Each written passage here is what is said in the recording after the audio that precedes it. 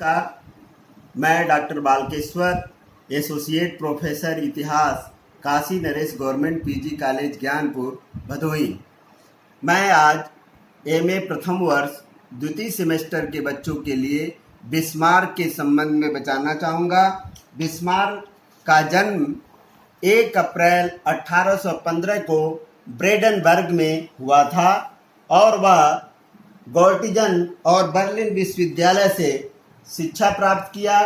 Prussia की civil सेवा में नौकरी की शुरुआत की। 1845 में पामेरिनिया के फ्रांसीसी संसद से राजनीतिक जीवन में प्रवेश किया। उसके बाद 1851 से लेकर के 1859 तक फ्रैंकफर्ट की संसद का सदस्य रहा। 1859 से में रूस का राजदूत नियुक्त हुआ। 1862 में फ्रांस का राजदूत नियुक्त हुआ। 1862 में ही फ्रांस का प्रशा का चांसलर भी बना था।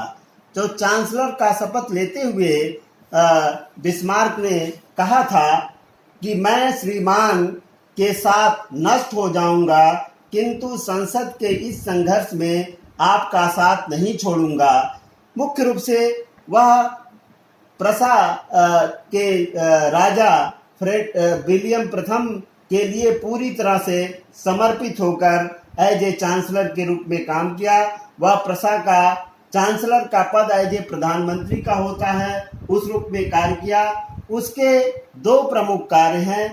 पहला काम जो सबसे प्रमुख है उसका, वह है जर्मनी का एकीकरण। दूसरा काम वह आंतरिक और वैदेशिक नीति के रूप में है। तो इस संबंध में मैं आप लोगों को बताना चाहूँगा, पहला कि जर्मनी के एकीकरण का कार्य जो बिस्मार्क ने किया है, बिस्मार्क के पहले भी जर्मनी के एकीकरण का प्रयास हुआ और प्रारंभिक प्रयास हम देखें तो 1789 की क्रांति में ही देखने को मिलता है। 1789 में लोकतंत्र की भावना प्रबल रूप में थी और उसी भावना से जर्मनी में भी के राज्यों में भी लोकतांत्रिक भावनाओं का प्रचार प्रसार हुआ। ऐसी स्थिति में रोम को पवित्र रोमन साम्राज्य कहा जाता था। वाल्टेयर के अनुसार वह न पवित्र था, न साम्राज्य था और न ही रोमन था, अर्थात यानी वह रोम से भी जुड़ा नहीं था, इसलिए जो है वह पवित्र रोमन साम्राज्य नहीं था जैसा उसके बारे में कहा जाता है। इसके आगे हम देखें तो जर्मनी में राष्ट्रीयता का बीजारोपण के लिए 1806 में नेपोलियन द्वारा पवित्र रोमन साम्राज्य नेपोलियन द्वारा जर्मनी के राष्ट्रीयकरण का बीजारोपण किया गया।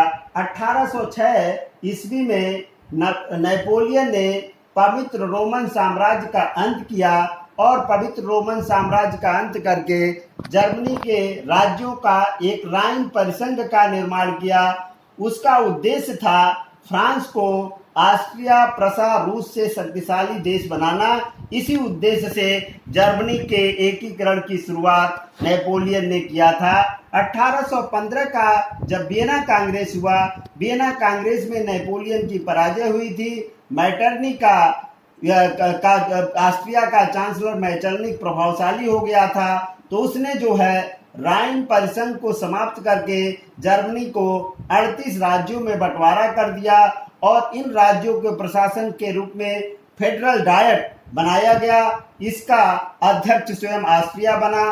तो इस प्रकार से वियना कांग्रेस में जो राष्ट्रीय एकीकरण का कार्य हुआ था उसको जो है तोड़ने का काम किया गया। इसके आगे जो है जर्मनी में राष्ट्रीय आंदोलन की शुरुआत होती है, क्योंकि वियना कांग्रेस उसके लिए प्रमुख रूप से है कि वियना कांग्रेस में हुए जर्मनी के साथ अन्याय के कारण से जर्मनी के विश्वविद्यालयों में जर्मनी के प्राध्यापक, जर्मनी के छात्र गुप्त समितियों का गठन करना शुरू किए और इसी को दबाने के लिए 1819 में ऑस्ट्रिया का चांसलर मैटरनिक ने काल्सवाद की घोषणा किया था। इसके तहत जर्मन राज्य का न कोई सदस्य पृथक संविधान का निर्माण करेगा तथा विश्वविद्यालयों में यह एक प्रतिनिधि भेजने की व्यवस्था की तो इस प्रकार से काल्स अध्यादेश के तहत जर्मनी में राष्ट्रीयता का जो बीजारोपण हो रहा था उसको कुचलने का काम किया मेटरनिक ने। 1830 में जब फ्रांसीसी क्रांति हुई तो फ्रांसीसी क्रांति के तहत जो है काल्सवाद के अध्यादेश को और कठोरता से लागू करने के लिए उसमें संशोधन किया गया। 1834 में समस्त जर्मन राज्य को का एक टैरिफ यूनियन के सदस्य के रूप में बनाया गया जिसको जोल्वेरिन कहा जाता था और इससे राष्ट्रीयता के साथ साथ आर्थिक हितों का बोध हुआ। और 13 मार्च 1848 में मैटरनिक जब 1848 की क्रांति हुई तो मैटरनिक ने जब त्याग पत्र दे दिया तो प्रसा की राजधानी बर्लिन में फ्रेडरिक विलियम चतुर्थ को ने भयभीत होकर के राज्य में उदार संविधान लागू कराया। इस प्रकार से फ्रैंकफर्ट की संसद ने मई 1848 में 600 सदस्य थे और इसने जर्मन जनता के लिए संविधान बनाया। तो इस प्रकार से राष्ट्रीयता का जो है तेजी से जर्मनी में प्रचार प्रसार हुआ। 1848 की फ्रांसीसी क्रांति के बाद फ्रेडरिक विलियम चतुर्थ के भाई विलियम प्रथम का राज्यारोहण जब 1861 में हुआ तो 1861 में उसका राज्यारोहण होने के बाद उसका ध्यान बिस्मार्क की ओर गया और बिस्मार्क उस समय जो है फ्रांस का जो में राजदूत था और 1862 ईस्वी में उसने फ्रांस से बुला करके उसे जर्मनी का चांसलर बनाया था। तो इस प्रकार से बिस्मार्क ने जर्मनी के चांसलर के रूप में जो योगदान दिया इस संबंध में आप लोगों को मैं बताना चाहूँगा।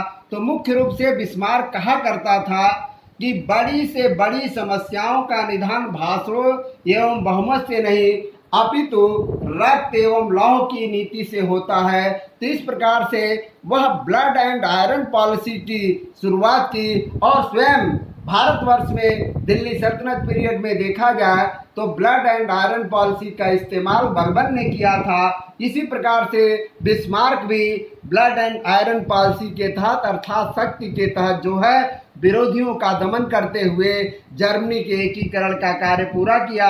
इस दौर में पहला काम जो है 1864 ईस्वी में डेनमार्क के साथ इसका युद्ध हुआ है।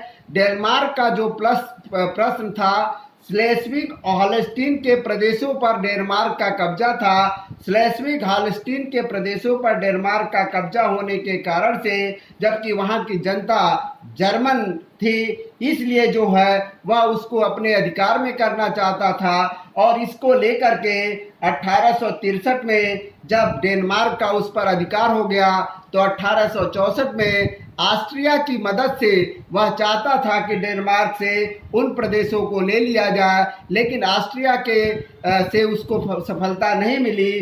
तो वह स्वयं जो है 1864 ईस्वी में जो है डेनमार्क पर आक्रमण किया और 1864 ईस्वी में आक्रमण करके वह जो है डेनमार्क को पराजित किया और पराजित करने के बाद स्लेस्विंग का प्रदेश प्रसा को मिला और हॉलस्टीन का प्रदेश ऑस्ट्रिया को मिला।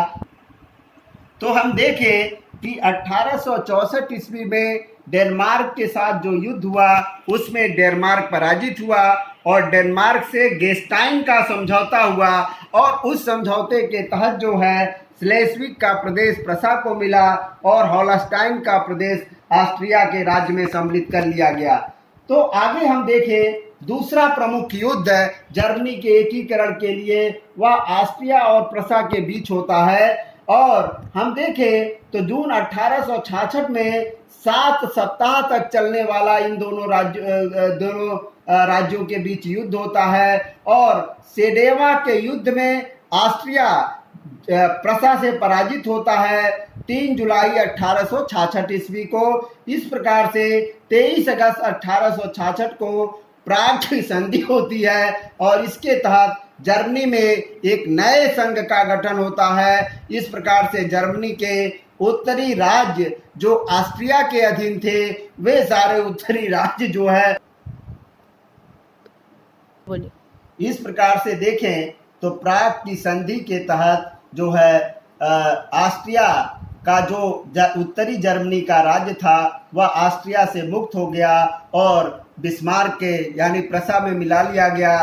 तो यह बिस्मार्क के लिए बहुत बड़ी सफलता थी। इसके बाद हम देखें तो अगला जो युद्ध होता है जर्मनी के एकीकरण के लिए वह फ्रांस और प्रसा के बीच होता है, जिसको सेडोवा का युद्ध में जो ऑस्ट्रिया की पराजय हुई थी उस पराजय से लघु नेपोलियन या नेपोलियन थर्ड, जिसको इतिहास के नाम से जाना जाता है, वह भयभीत हो गया था। और भयभीत होने के कारण से दोनों देशों में, प्रसा में और फ्रांस में, दोनों देशों में अफवाह फैला दी गई थी। ऐसी स्थिति में फ्रांस युद्ध के लिए तैयार हो गया और इस प्रकार से देखा जाए तो फ्रांस और प्रसा के बीच 15 जुलाई 1870 को युद्ध की घोषणा हो गई। अंततः सेडान के युद्ध में फ्रांस पराजित हुआ और सेडान के युद्ध में फ्रांस के पराजय के बाद 10 मई 1871 में फ्रैंकफर्ट की संधि हुई और इस फ्रैंकफर्ट के संधि के साथ जो प्रसा को लाभ मिला वह देखें तो अल्सेस और लोरेन का जो प्रदेश फ्रांस के अधीन था वह प्रसा को मिल गया और साथ ही साथ मेंज और स्ट्रासबर्ग का प्रदेश भी प्रसा को मिल गया। 20 करोड़ पाउंड युद्ध की क्षतिपूर्ति फ्रांस को देनी पड़ी। दक्षिणी जर्मनी के राज्य जर्मन परिसंघ में मिला लिया गया। युद्ध में हार जाने की रकम जब तक फ्रांस चुकता नहीं करेगा तब तक जर्मन सेनाओं का रख रखाव वह करेगा। तो इस प्रकार से फ्रैंकफर्ट के युद्ध में बिस्मार्क को जो सफलता, फ्रैंकफर्ट की संधि के तहत बिस्मार्क को जो सफलता मिली वह जो है जर्मनी के एकीकरण का कार्य पूर्ण कर दिया।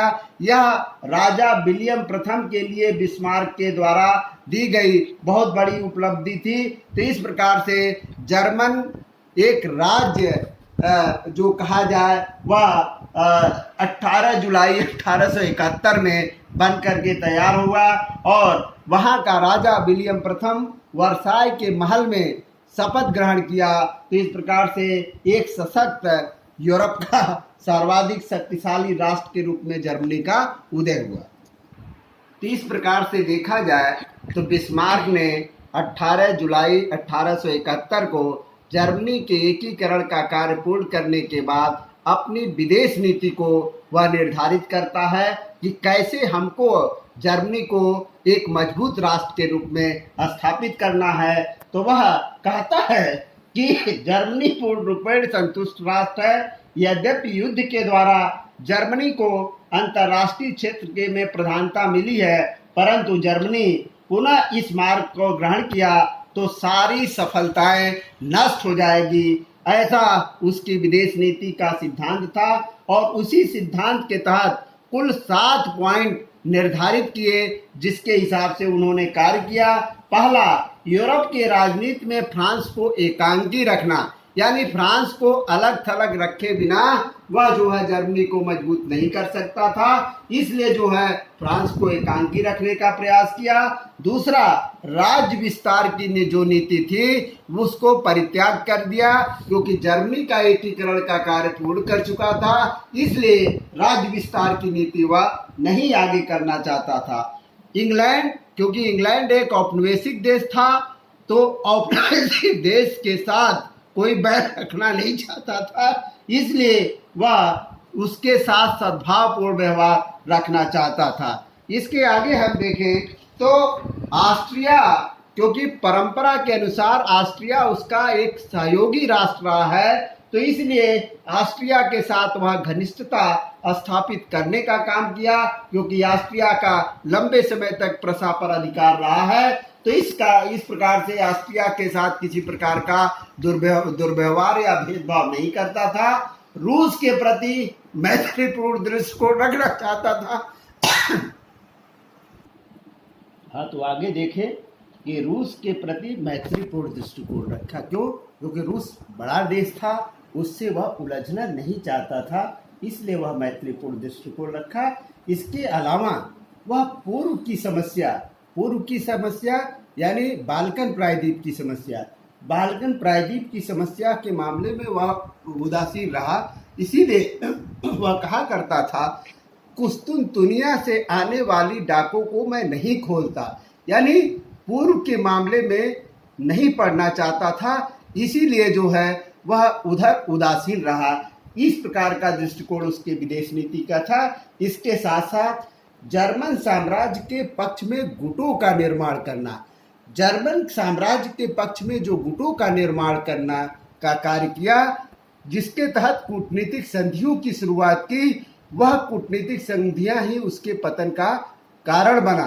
कैसे? क्योंकि आगे आने वाले दिनों में विश्व के रंगमंच पर एक दूसरे में अविश्वास पैदा हुआ और उसी अविश्वास का प्रतिफल रहा कि प्रथम विश्व युद्ध की शुरुआत हुई। तो जो प्रमुख संधियां हैं, जो समझौते इसने किए हैं, उसके प्रमुख बिंदुओं को हम आपको बताना चाहेंगे। पहला जो है त्रिसम्राट संधि, जिसको थ्री एम्परर लीग के नाम से जाना जाता है। यह 1873 ईस्वी में ऑस्ट्रिया, जर्मनी, रूस मिलकर के किए थे। उद्देश्य था एक दूसरे के क्षेत्रों में शांति, सहयोग, रक्षा करना, लेकिन बाल्कन प्रायद्वीप की समस्या के कारण से 1878 में यह संधि भंग हो गई। इसके बाद जो है दूसरी प्रमुख संधि होती है द्विराज्य संधि, जो 1879 ईस्वी में होती है, जिसको इतिहास में डॉयल अलायंस के नाम से जाना जाता है। इसके तहत जर्मन ऑस्ट्रिया के बीच यह संधि हुई और जर्मन ऑस्ट्रिया परस्पर पारंपरिक दृष्टि से एक दूसरे से जुड़े हुए थे, इसीलिए इसी उद्देश्य से वह जो है पारस्परिक सहयोग और सुरक्षा की भावना के उद्देश्य से 5 वर्ष की ये संधि करते हैं और यदि स्थिति अच्छी रहेगी तो आगे भी 3-3 वर्ष के लिए बढ़ाया जा सकता है। वह द्विराज्य संधि में प्राविधान था। इसके बाद हम देखें तो तीसरा प्रमुख गुट का निर्माण होता है, जो त्रिसम्राट संघ हुआ था। वो त्रिसम्राट संघ पुनः जो है 1881 में दोहराई जाती है। इसमें ऑस्ट्रिया, जर्मनी, रूस मिलकर के फिर से एक संधि करते हैं। इस प्रकार से यह राज्य एक दूसरे का सहयोग करेंगे, लेकिन बाहर का अगर कोई आक्रमण करता है तो उस कंडीशन में तटस्थ रहने का काम करेंगे। इसके बाद चौथा प्रमुख संधि जो है वह करता है, जिसको त्रिराज्य संधि के नाम से जानते हैं। बिस्मार्क इसको लीग ऑफ पीस भी कहता है, यानी शांति की संधि भी कहता है। यह संधि ऑस्ट्रिया, जर्मनी और इटली के बीच होता है और इस संधि में तीनों देशों ने राजनीतिक और आर्थिक मामले पर बातचीत करके हल करने का प्रयास करने का काम करेंगे और एक प्रकार से एक दूसरे के हितों को ध्यान में रखेंगे। और यह संधि 5 वर्ष के लिए की गई थी। तो ऑस्ट्रिया, जर्मनी और इटली के बीच यह होता है।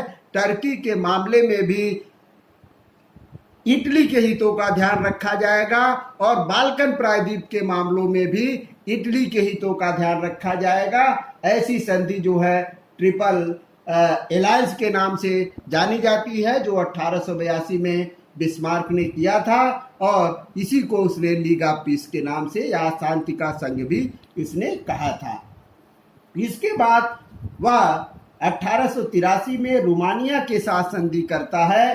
रोमानिया, ऑस्ट्रिया और जर्मनी मिलकर के परस्पर सहयोग की भावना के उद्देश्य से यह संधि करते हैं। इस प्रकार से रोमानिया के साथ संधि होती है। अगली संधि जो होती है पुनर्वासन संधि होती है, जो 1887 में होती है। री इंश्योरेंस ट्रीटी के नाम से इसे जाना जाता है। यह संधि रूस और जर्मनी के बीच होती है, यानी रूस और जर्मनी के बीच यह संधि होती है और ये उद्देश्य इसका जो होता है एक दूसरे का सहयोग, सुरक्षा एवं का आश्वासन देना। और यह एक प्रकार से एक ऐसी संधि है जो बिस्मार्क के कूटनीतिक दौर की सबसे अंतिम संधि मानी जाती है और इसके बाद से बिस्मार्क ने कूटनीतिक कोई संधि नहीं किया। लेकिन इन सब संधियों से विश्व के देशों में, खास करके यूरोप के देशों में अविश्वास पैदा हुआ अविश्वास के कारण से परिणाम हुआ कि भविष्य में एक दूसरे की नज़रों में लोग जो है अविश्वास करने लगे। ऐसी स्थिति में प्रथम विश्व युद्ध के बीजारोपण करने का काम बिस्मार्क ने अपनी कूटनीतिक संधियों के द्वारा किया था। इसके बाद देखा जाए रोक दो, आगे हम देखें तो जर्मनी अपना ध्यान इंग्लैंड की ओर देता है। आप सोचिए, इंग्लैंड एक औपनिवेशिक देश है और जर्मनी अपने आप को महाद्वीपीय देश मानता है, यानी यूरोप का मानता है।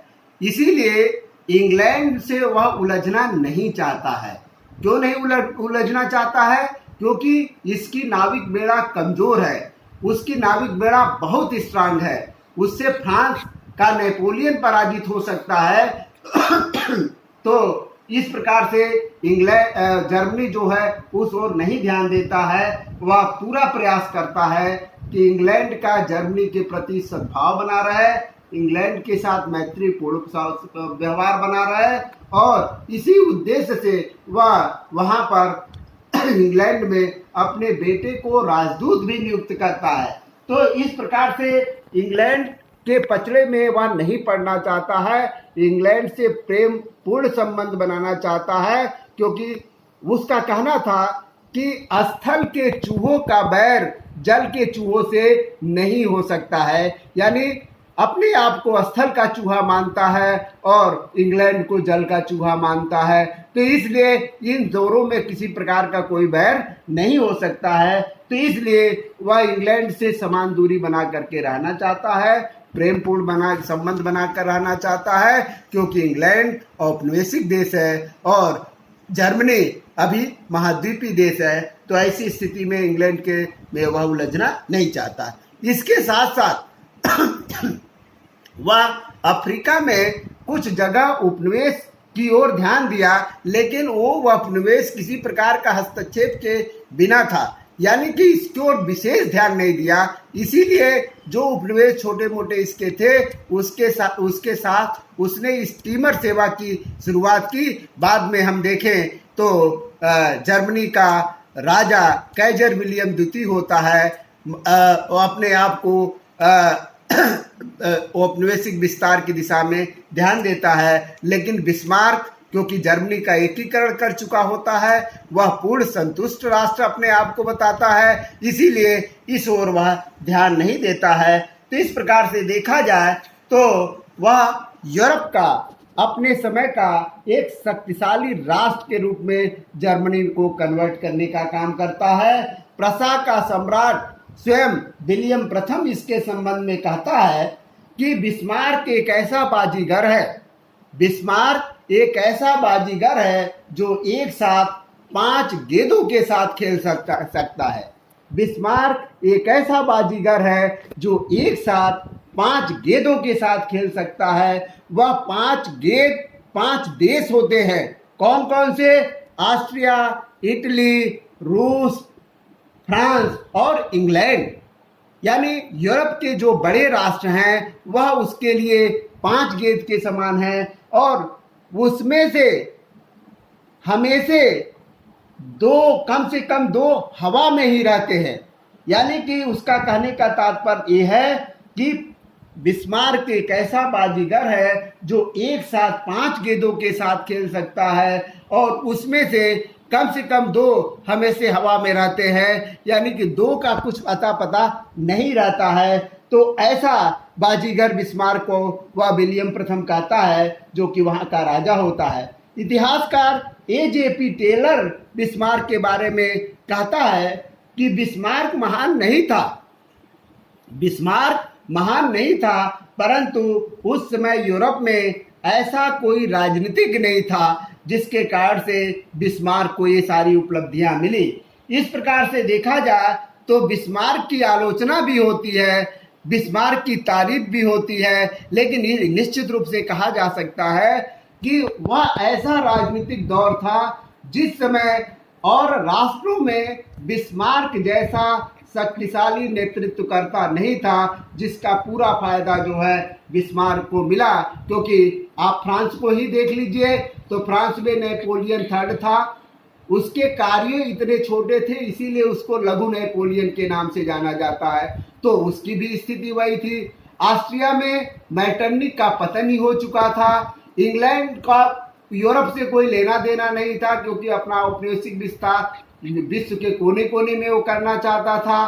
तो जर्मनी को आगे बढ़ने का पर्याप्त अवसर मिला जिसके कारण से उसका पूरा फायदा बिस्मार्क को मिला था। बिस्मार्क ने एक प्रमुख बात कही थी, वह भी अपने मित्र के साथ कही थी। वह कहता है कि मैं स्वयं विश्व युद्ध नहीं देखूंगा लेकिन तुम देखोगे जो निकट पूर्व से आरंभ होगा। यह भविष्यवाणी बिस्मार्क ने कर दिया था कि प्रथम विश्व युद्ध जो हुआ निश्चित रूप से बिस्मार्क की भविष्यवाणी के अनुसार पूरी तरह से सही हुआ, क्योंकि वह बाल्कन प्रायद्वीप से ही शुरू होता है और बाल्कन प्रायद्वीप में राष्ट्रीयता का जो जमावड़ा होता है, जो राष्ट्रीयता यूरोप में प्रबल हो जाती है, उसी राष्ट्रीयता के फलस्वरूप प्रथम विश्व युद्ध की शुरुआत होती है। लेकिन अविश्वास, एक दूसरे पर विश्वास न करना, कूटनीतिक संधियों की जो शुरुआत बिस्मार्क ने की, वह उसको आभास हो चुका था कि जो हमने किया है आगे आने वाले दिनों में उसका दिन यूरोप के लिए खतरनाक होगा। निसंदेह उसकी कही गई बातें 100% सही साबित हुई। इस प्रकार से देखा जाए तो बिस्मार्क जर्मनी के लिए तो एक महत्वपूर्ण प्रशासक था, एक महत्वपूर्ण नेतृत्वकर्ता था, लेकिन लोकतंत्र का वह दुश्मन था। लोकतंत्री भावना उसमें नहीं थी, वह राजतंत्र का पोषक था। उसी पैटर्न पर जर्मनी को स्ट्रांग करने का काम किया, लेकिन वह अन्य देशों के साथ जो गोपनीय और कूटनीतिक संधियां की, वह जर्मनी के लिए बात के लिए घातक साबित हुआ। क्यों? क्योंकि जब विश्व युद्ध की स्थिति पैदा हुई तो इस प्रकार से बिस्मार्क ने जो बोया, आगे आने वाले दिनों में जर्मनी को उसको भुगतना पड़ा। तो हम देखें तो बिस्मार्क पर ने कार्य जो किया है वह जर्मनी के लिए निस्संदेह सराहनीय है। जर्मन की जनता उसको भूल नहीं सकती है। क्यों? क्योंकि जर्मनी को एक नेशन बनाने का काम किया, जर्मनी को एक राष्ट्र में बदलने का काम किया। तो इस प्रकार से जो बिस्मार्क की उपलब्धियां हैं उसको जर्मनी की जनता नहीं भूल सकती है। इन्हीं सब बातों के साथ मैं अपनी वाणी को विराम देता हूं और जय हिंद, जय भारत।